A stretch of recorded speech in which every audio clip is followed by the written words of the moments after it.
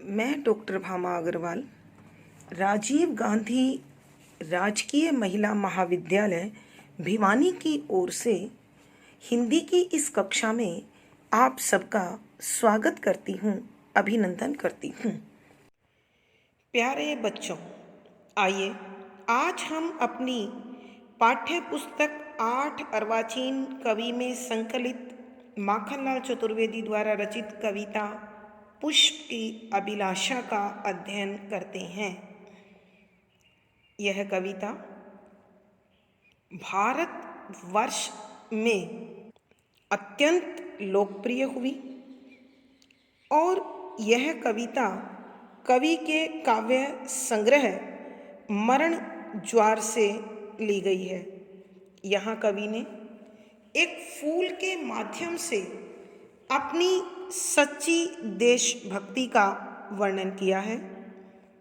कवि जिस प्रकार यहाँ पुष्प, जिसका अनेक प्रकार से प्रयोग होता है, ने अपने सभी लाभों को नकार दिया है और केवल एक ही लाभ चाहा है कि वह इस देश प्रेम से वशीभूत होकर जो देशभक्त अपना सर्वस्व समर्पण देश के हित में करते हैं, फूल उनके कदमों को चूमकर अपने आप को धन्य बनाना चाहता है, भाग्यशाली बनाना चाहता है और साथ ही वह उनके रास्ते को थोड़ा कोमल, सुखमय और शीतल बनाकर अपने विकसित होने को सार्थक बनाना चाहता है। तो इस कविता के माध्यम से कवि ने अपने देश के प्रति विशेष अनुराग का दर्शन कराया है। अत्यंत लघु यह कविता अपने आप में देशभक्ति के पूरे जुनून को, पूरी साध को समेटे हुए हैं। पद संख्या 1। चाह नहीं मैं सुरबाला के गहनों में गूथा जाऊं, चाह नहीं प्रेमी माला में बिंद प्यारी को ललचाऊं, चाह नहीं सम्राटों के शव पर हे हरि डाला जाऊं, चाह नहीं देवों के सिर पर चढ़ूं भाग्य पर इठलाऊं, मुझे तोड़ लेना वनमाली उस पथ में तुम देना फेंक, मातृभूमि पर शीश चढ़ाने जिस पथ जावें वीर अनेक। प्रसंग। प्रस्तुत पद्य हमारी हिंदी की पाठ्य पुस्तक 8 अर्वाचीन कवि में संकलित एक भारतीय आत्मा श्री माखनलाल चतुर्वेदी द्वारा रचित कविता पुष्प की अभिलाषा से लिया गया है। संदर्भ।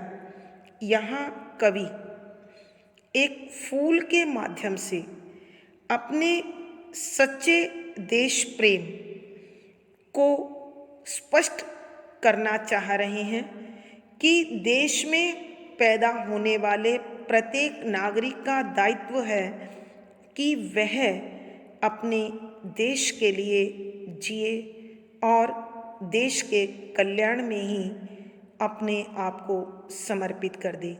इन्हीं भावों को व्यक्त करती हुई यह कविता कहना चाहती है कि सरलार्थ। पहले शब्दों के अर्थ। चाह माने इच्छा, सुरबाला देव कन्या, गहने आभूषण, गूथा जाऊं आभूषण का अंग बन। पुष्प कहता है कि मेरी कोई इच्छा नहीं है कि जो देव कन्याएं होती हैं वो फूलों के आभूषण पहनती हैं और मैं उनके आभूषणों का हिस्सा बनकर उनके शरीर को स्पर्श करके अपने आप को बड़ा नहीं बनाना चाहता। चाह नहीं प्रेमी माला में बिंद प्यारी को ललचाऊं, कि मेरी यह भी इच्छा नहीं है कि कोई प्रेमी मुझे अपनी प्रेमिका को रिझाने के लिए जो फूलों की माला तैयार की है, मैं उसका अंग बनकर उनके प्रणय को, उनके प्यार को विकसित करूं। चाह नहीं सम्राटों के शव पर हे हरि डाला जाऊं, कि मेरी यह भी इच्छा नहीं है कि बड़े बड़े राजा महाराजाओं के मृत शरीर पर चढ़कर मैं एहसास करूं, यह महसूस करूं कि मुझे उनके संपन्न शरीर का स्पर्श कर श्रद्धांजलि के रूप में अर्पित किया गया है।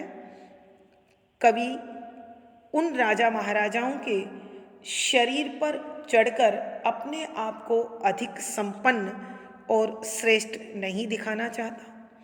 चाह नहीं देवों के सिर पर चढ़ूं, भाग्य पर इठलाऊं, कि पुष्प कहता है मेरी यह भी इच्छा नहीं है कि देवी देवताओं की प्रतिमाओं पर, मूर्तियों पर मुझे चढ़ाया जाए और मैं यह अभिमान करूं कि जो इस संसार को चलाने वाली शक्ति है, मैं उनके सिर पर चढ़कर बैठा हूं, या मैं उनके चरणों को स्पर्श करके अपने आप को धन्य मानूं, और ना ही मैं उनके आभूषणों का हिस्सा बनकर उनके श्रृंगार का अंग बनना चाहता हूँ। अर्थात कवि के अनुसार पुष्प को लगता है कि यदि वह किसी देव कन्या के आभूषण का हिस्सा बना, यदि वह किसी प्रेमी जोड़े के प्यार को बढ़ाने का कारण बना, यदि वह राजा महाराजाओं की श्रद्धांजलि में काम आया, यदि वह देवताओं को श्रद्धा से समर्पित किया गया, तो उसका जीवन सार्थक नहीं हो सकता। अपने जीवन की सार्थकता में उसने कहा है, मुझे तोड़ लेना वनमाली, कि हे मेरा पालन करने वाले वन के माली, तुम मुझे तोड़ लेना और मेरा क्या करना, उस पथ पर तुम देना फेंक, कि मुझे उस रास्ते पर चढ़ा देना, उस रास्ते पर फेंक देना, मातृभूमि पर शीश चढ़ाने, कि भारत माता की सेवा में जो वीर, जो देशभक्त, जो स्वतंत्रता सेनानी अपना सर्वस्व समर्पण करने जा रहा हो, मैं उनके रास्ते का अंग बनकर अपने आप को श्रेष्ठ मान पाऊंगा, अपने आप के जीवन का सही मूल्य प्राप्त कर पाऊंगा। अर्थात कवि इन शब्दों के माध्यम से, इन पंक्तियों के माध्यम से कहना चाहते हैं कि मातृभूमि में उत्पन्न होने वाले प्रत्येक तत्व की सार्थकता उसी में है, महत्व उसी में है, उपयोगिता उसी में है कि उसका जीवन देश के काम आए, उसका जीवन देश के गौरव का विकसित करने के लिए समर्पित हो।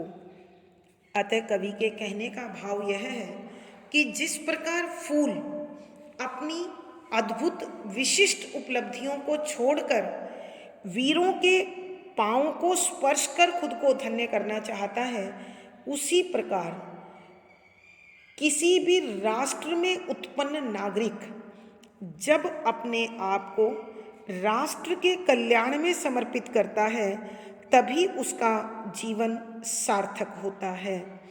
मुझे यहाँ इस कविता का अध्ययन करते हुए एक सुप्रसिद्ध कविता की यह पंक्ति याद आ रही है कि कोई भी राष्ट्र धन दौलत से, वैभव से, प्राकृतिक संसाधनों से संपन्न नहीं होता, बल्कि देश के प्रति समर्पित सच्चे नागरिकों से एक राष्ट्र वास्तव में शक्तिशाली बनता है। तो प्रत्येक नागरिक का कर्तव्य है कि वो अपने देश पर अपने प्राण न्यौछावर करने को हर पल तैयार रहे। विशेष यहाँ कवि स्पष्ट करना चाहते हैं कि संसार में प्राप्त होने वाला प्रत्येक लाभ देश हित से बड़ा नहीं हो सकता। अतः देश के लिए शहादत किसी भी व्यक्ति के जीवन की श्रेष्ठतम उपलब्धि होती है। शुद्ध साहित्यिक खड़ी बोली का प्रयोग है। अभिधा शब्द शक्ति है, वीर रस है, ओज गुण है। यहाँ तुकांत छंद मरहारा का सफल प्रयोग हुआ है। ये शैली है। दृश्य बिंब दिखाई दे रहा है और पुष्प स्वयं बात कर रहा है, इसलिए आत्मकथात्मक वर्णन है। यहाँ फूल बोल रहा है, इसलिए मानवीकरण अलंकार है। फूल वनमाली को संबोधित कर रहा है, संबोधन अलंकार है। अनुप्रास अलंकार है। पुष्प ने अपने लिए एक से अधिक दशाओं का वर्णन किया है, इसलिए उल्लेख अलंकार है। यानी इस पद में अनुप्रास, मानवीकरण, उल्लेख, संबोधन, पदमैत्री आदि अलंकारों का सुंदर सटीक प्रयोग किया है। धन्यवाद बच्चों। यह कविता यहीं पूर्ण होती है। आशा है कविता आपको प्रेरणादायक भी लगी होगी और अच्छी भी लगी होगी। वीडियो को लाइक करें, शेयर करें, चैनल को सब्सक्राइब करें। धन्यवाद बच्चों। आपका जीवन और दिन शुभ रहे, मंगलमय रहे।